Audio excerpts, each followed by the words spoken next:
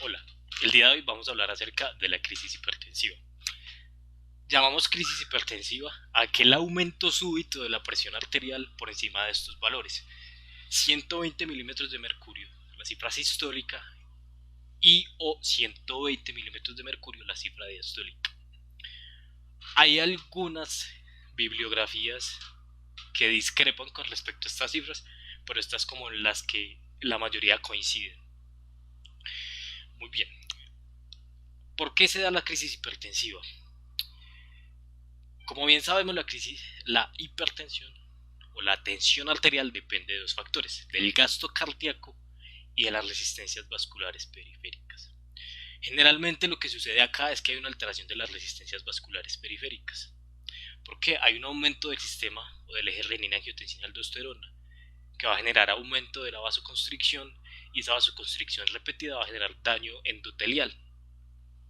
Y esto se va a volver un círculo vicioso en el que va a seguir habiendo un aumento del eje de renina-angiotensina-aldosterona, vasoconstricción y daño endotelial, y finalmente habrá un daño de los mecanismos compensatorios de la presión arterial. Vuelve como una especie de círculo vicioso. ¿Esto generalmente por qué pasa?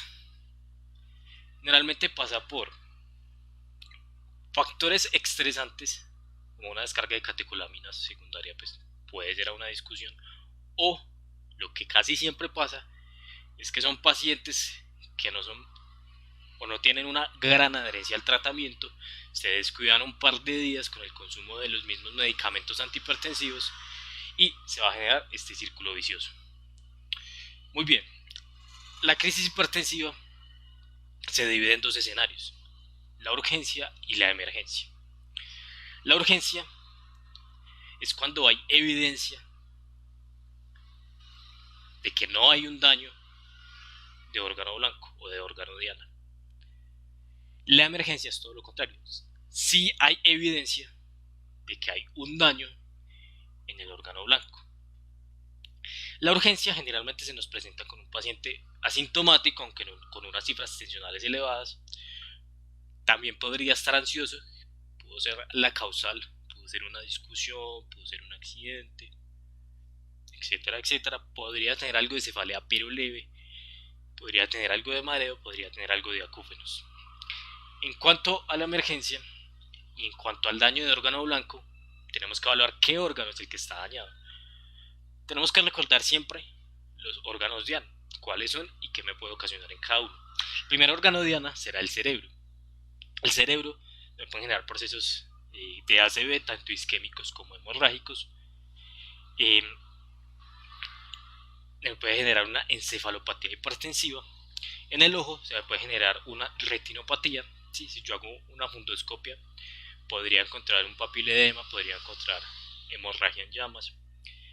Y con esto tengo que tener mucho cuidado porque a veces la clínica no es muy sugestiva, entonces siempre es mandatorio hacer un fondo de ojo. En el corazón y en los grandes vasos podría generarse un infarto agudo del miocardio, así como también podría generarse una disección de la aorta o cualquier otra cosa que comprometa la aorta. En el pulmón se me puede generar edema, ¿sí? Edema. Y en el riñón una injuria renal aguda. Muy bien. Ahora, ¿cómo vamos a hacer el diagnóstico? Para yo saber si se trata de una urgencia o una emergencia, no basta siempre con la clínica. ¿Sí? Hay muchas manifestaciones de emergencia que son subclínicas. Entonces, yo siempre tengo que tener un panel de exámenes que voy a hacer en mi servicio de urgencias lo más pronto posible. Estos van a consistir en una fundoscopia para descartar la retinopatía, en un electrocardiograma de 12 derivaciones para descartar eventos isquémicos a nivel cardíaco, un cuadro hemático para descartar alteraciones o pérdidas sanguíneas, por ejemplo, la función renal, ¿sí? Que incluyen pues los azoados como la creatinina o el BUN, y los electrolitos también serían importantes a nivel de esta función renal. La prueba de embarazo, si se trata de una mujer joven, una mujer eh, en edad de concepción, siempre la tengo que sospechar, ¿sí? Si me parezca tenga el antecedente que tenga. Y en una radiografía de tórax, si es que como síntoma predominante yo pudiera encontrar dolor en el pecho.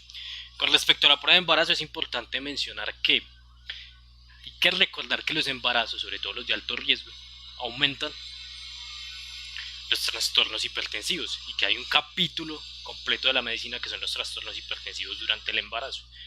Aquí pues no nos vamos a detener tanto en eso, sino que es importante que lo reconozcan y que lo hagan siempre. Para finalizar, vamos a hablar un poco acerca del tratamiento.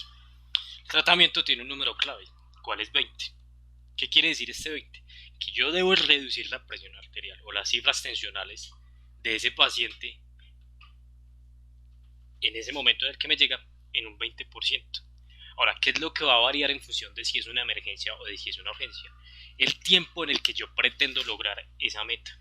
Si estamos hablando de una urgencia, como no hay evidencia de daño de órgano blanco, yo me puedo tomar unas 24, 48 horas, que me va a permitir hacer una reconciliación medicamentosa, incluso en la interconsulta con el especialista si se requiere, ya que esta se controla principalmente con medicamentos vía oral, como lo son los IECA, los ARA y los antagonistas del calcio. En cambio, si hablamos de una emergencia, yo esta cifra o esta meta en cifras la tengo que lograr por lo menos en una hora. Y lo voy a hacer a expensas de medicamentos que se suministren en vía intravenosa, como lo son el labetalol, que es como el más común en nuestro medio, el verapamilo y el nifedipin. Ahora, hay otro medicamento que podría aplicar acá, que es la furosemida, ¿sí? El diurético. Pero la furosemida la vamos a reservar solo para escenarios muy especiales, y es cuando el paciente esté edematizado, ¿sí? Ya sea en el contexto de un edema agudo de pulmón, en el contexto de una falla cardíaca, en el contexto de un edema tal vez secundario a una injuria renal aguda.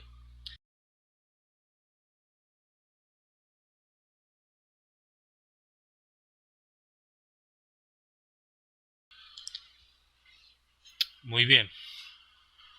Para finalizar, este es un dato muy importante a tener en cuenta, y es que en el contexto de un accidente cerebrovascular, en especial si se trata de un accidente cerebrovascular isquémico, yo tengo que tener mucho cuidado en cuanto a cómo voy a disminuir esa presión arterial, ya que allí manejamos unos rangos un poco diferentes. Como podemos observar en el gráfico, la curva de perfusión cerebral compara la presión arterial media en el eje X con el flujo sanguíneo cerebral en el eje Y. Y dice que este tiene un equilibrio, ¿sí? De acuerdo a cómo esté la presión arterial media y de acuerdo a qué cantidad de sangre va a llegar al cerebro. Como ustedes ven en personas normotensas, esa curva está más inclinada hacia la izquierda, que sería la curva amarilla. Y en personas hipertensas esa curva está desviada hacia la derecha.